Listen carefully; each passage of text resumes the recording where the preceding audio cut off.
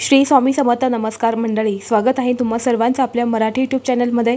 स्वामी महाराजांच्या कृपेने तुमच्या सर्व चांगल्या इच्छा पूर्ण हो, हीच मी स्वामींच्या चरणी प्रार्थना करते आणि आज या नवीन व्हिडिओला सुरुवात करते.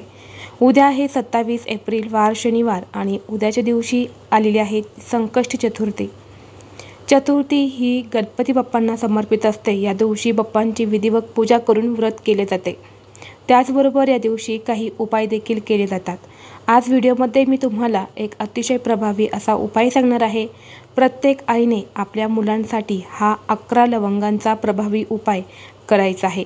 हा उपाय केल्याने मुलांचे सर्व दोष, अडचणी, संकट दूर होतील. मुलं तुमच्या मनासारखे वागतील. मुलांची अभ्यासात, नोकरीत, प्रत्येक क्षेत्रात भरभरून प्रगती होईल. मुलांच्या सर्व इच्छा पूर्ण होतील. असा हा एक उपाय मी तुम्हाला आज या व्हिडिओमध्ये सांगणार आहे. त्यामुळे तुम्ही व्हिडिओ शेवटपर्यंत नक्की पहा. चॅनलवरती नवीन असाल तर सबस्क्राईब करा आणि असेच माहितीपूर्ण व्हिडिओ पाहण्यासाठी बेल आयकॉनला प्रेस करा. म्हणजे जेव्हा कधी मी नवीन व्हिडिओ अपलोड करेल त्याचं नोटिफिकेशन सर्वात अगोदर तुम्हाला भेटेल आणि तुम्ही एक पण व्हिडिओ मिस करणार नाही. तर पहा, चैत्र महिन्यातील येणाऱ्या संकष्ट चतुर्थीला विकट संकष्ट चतुर्थी असं म्हटलं जातं. तर पहा, आपल्याला सर्वांनाच माहीत आहे की गणपती बाप्पांना बुद्धीचे देवता म्हटले जाते. ज्ञान देणारे ज्ञानदेवता, संकट दूर करणारे आणि विघ्नांचं हरण करणारे देवता म्हणून गणपती बाप्पांना ओळखले जाते. जो व्यक्ती गणपती बाप्पांची विधिवत पूजा करून व्रत करतो त्या व्यक्तीला गणपती बाप्पा प्रसन्न होतात आणि त्या व्यक्तीच्या सर्व मनोकामना पूर्ण होतात. या दिवशी आपण जे उपाय करतो त्या उपायांचं आपल्याला निश्चित फळ प्राप्त होतं. कारण या दिवशी गणेश तत्व हे खूप जास्त प्रमाणामध्ये जागृत असतं. यामुळे या दिवशी उपाय केले जातात. मी तुम्हाला जो उपाय सांगणार आहे हा उपाय तुम्हाला तुमच्या मुलांसाठी करायचा आहे. उपाय तुम्ही दिवसभरामध्ये कधीही करू शकतात. जेव्हा तुम्हाला वेळ भेटेल तेव्हा तुम्हाला हा उपाय करायचा आहे. अगदी लहानातल्या लहान मुलांपासून ते मोठ्यातली मोठ्या मुलांपर्यंत सर्वांसाठी हा उपाय तुम्ही करू शकता. जी लहान मुलं असतात ती सतत हट्टीपणा करतात किंवा सतत आजारी पडत असतात किंवा सतत चिडचिड करत असतात, सांगितलेलं ऐकत नाही. त्याचबरोबर जी शाळेत जाणारी मुलं असतात, शिक्षण घेत असतात, त्यांचे शिक्षणात प्रगती होत नाही. त्याचबरोबर जे वाचतात, लिहितात ते त्यांच्या लक्षात राहत नाही. यामुळे त्यांना कमी मार्क्स पडतात, त्यांची प्रगती होत नाही. त्याचबरोबर जी मोठी मुलं असतात, एखादी नोकरी प्राप्तीचा प्रयत्न करत असेल, विवाह जुळत नसेल, शिकलेले आहेत पण त्यांना नोकरी मिळत नाही, यासारख्या सर्व अडचणी दूर करण्यासाठी हा उपाय अत्यंत प्रभावी मानला जातो. तर पहा, हा उपाय तुम्हाला तुमच्या देवघरासमोर बसूनच करायचा आहे. उपाय करण्यासाठी फक्त आपल्या देवघरामध्ये बाप्पांची मूर्ती किंवा फोटो असायला हवा, तिथे तुम्हाला हा उपाय करायचा आहे. उपाय करण्याच्या अगोदर तुम्हाला बाप्पांवरती पंचामृतने किंवा शुद्ध पाण्याने अभिषेक करून घ्यायचा आहे. जर तुम्ही हा अभिषेक शुद्ध पाण्याने केला तर ते तीर्थ तुम्हाला मुलांना पाजायचं आहे. त्याचबरोबर उरलेलं तीर्थ हे तुम्हाला पिण्याच्या माठामध्ये टाकायचं आहे.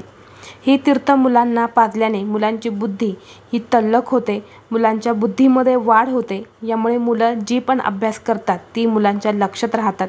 यामुळे आवर्जून तुम्हाला बाप्पांना अभिषेक घातलेलं पाणी हे मुलांना तीर्थ म्हणून पाजायचं आहे. यानंतर बाप्पांची मूर्ती स्वच्छ पुसून घ्यायची आहेत. आपल्या देवघरामध्ये आपल्याला ठेवायची आहेत. फक्त ही मूर्ती ठेवताना आपण नेहमी आसनावरती ठेवतो, परंतु आपल्याला प्रत्येक चतुर्थीच्या दिवशी मूर्ती बाप्पांच्या अक्षदावरती ठेवायच्या आहेत. म्हणजे थोड्याशा अक्षत तुम्हाला खाली ठेवायच्या आहेत, त्यावरती बाप्पांची मूर्ती ठेवायची आहेत. यानंतर या मूर्तीला हळदी कुंकू लावायचं आहे किंवा शेंदूर लावायचं आहे. 21 दुर्वा तुम्हाला अर्पण करायचे आहेत. त्याचबरोबर बघा, लाल जास्वंदाचं फूल हे बाप्पांना अतिशय प्रिय आहे, तर ते सुद्धा अर्पण करायचं आहे. गुळ खोबऱ्याचा नैवेद्य तुम्ही अर्पण करू शकतात, मोदक अर्पण करू शकतात किंवा बुंदीचे लाडू देखील तुम्ही अर्पण करू शकता.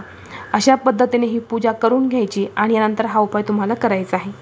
हा उपाय तुम्ही दिवसभरामध्ये कधीही करू शकतात. जेव्हा तुम्हाला वेळ भेटेल तेव्हा हा उपाय तुम्हाला करायचा आहे. जरी तुम्ही सकाळी पूजा करून घेतली तर हा उपाय तुम्ही संध्याकाळी सुद्धा करू शकता. आता उपाय करण्यासाठी तुम्हाला लागणार आहेत 11 लवंगा. 11 अखंड फुलाच्या लवंगा ज्या असतात तर त्या तुम्हाला घ्यायच्या आहे. यानंतर तुम्हाला एक आसन घ्यायचं आहे. आसनावरती तुम्हाला बसायचं आहे. यानंतर त्या लवंगा तुम्हाला आपल्या हातात घ्यायच्या आहेत, आपल्या उजव्या हातात घ्यायच्या. यानंतर तुम्हाला 11 वेळा गणपती अथर्व शीर्षमचं पठण करायचं आहे आणि शेवटी तुम्हाला एकदा फलश्रुती म्हणायची आहे. यानंतर या अभिमंत्रित केलेल्या लवंगा तुम्हाला बाप्पांच्या पुढे ठेवायच्या आहेत। दोन्ही हात जोडून बाप्पांना तुम्हाला तुमच्या मुलांची प्रगती व्हावी, तुमच्या मुलांच्या आयुष्यात काही अडचणी असेल, मुलांचा विवाह जुळत नसेल, मुलांना नोकरी मिळत नसेल किंवा मुलांच्या कोणत्याच इच्छा पूर्ण होत नसेल, तसेच मुलांच्या वाचलेलं लक्षात राहत नसेल, तर तशी बाप्पांना तुम्हाला प्रार्थना करायची आहे। आणि यानंतर त्या 11 लवंगांमधला एक लवंग तुम्हाला मुलांना खाऊ घालायचा आहे। यानंतर दुसऱ्या दिवशी म्हणजे रविवारी पुन्हा तुम्हाला सकाळी उठल्यानंतर देवघरातली देवपूजा करून झाली की तुम्हाला एक वेळा गणपती अथर्वशीर्षम म्हणायचं, एकदा फलश्रुती म्हणायची आणि पुन्हा बाप्पांसमोर एक लवंग उचलायचा आणि तो मुलांना खाऊ घालायचा। या लवंगा तुम्हाला एका डब्यात भरून तुमच्या देवघरामध्ये ठेवायचे आहेत किंवा तुम्ही वाटीत देखील ठेवू शकतात। अशा 11 दिवस तुम्हाला हा उपाय जो आहे तर तो मुलांसाठी करायचा आहे। बघा, तुम्ही हा उपाय केल्यानंतर तुम्हाला मुलांमध्ये स्वतः फरक दिसून येईल, मुलांची प्रत्येक क्षेत्रात प्रगती होईल, मुलांचे दोष हे दूर होतील आणि मुलं अगदी तुमच्या मनासारखे वागायला सुरुवात करतील। त्यामुळे तुम्ही मुलांसाठी हा एक उपाय नक्की करून पहा।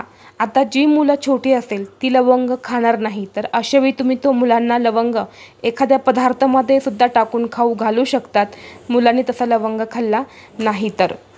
त्याचबरोबर जर मुलं मोठी असेल तर मुलांकडून तुम्हाला हा उपाय करून घ्यायचा आहे, मुलांना तुमच्या सोबत बसवायचं आहे आणि मुलांना ही सेवा वाचायला सांगायची आहेत की जसं की अथर्वशीर्षमचं पठण मुलांना स्वतः करायला लावायचं आहे। जर मुलांनी ही सेवा स्वतः केली तर त्याचं फळ मुलांना जास्तीत जास्त मिळत असतं। आईने सुद्धा हा मुलांसाठी उपाय केला तरीही त्याचं फळ मुलांनाच मिळत असतं, कारण हा उपाय फक्त आपण आपल्या मुलांसाठीच करू शकतो। आता घरात 2 मुलं असेल तर हा उपाय कसा करायचा, तर 2 मुलांसाठी तुम्हाला 11-11 अशा 21 लवंगा घ्यायच्या आहेत आणि या लवंगांवरती 11 वेळा तुम्हाला गणपती अथर्वशीर्षमचं पठण करायचं आणि या लवंगा बाप्पांच्या मूर्तीसमोर ठेवून एक एक लवंग तुम्हाला मुलांना खाऊ घालायचे आहेत।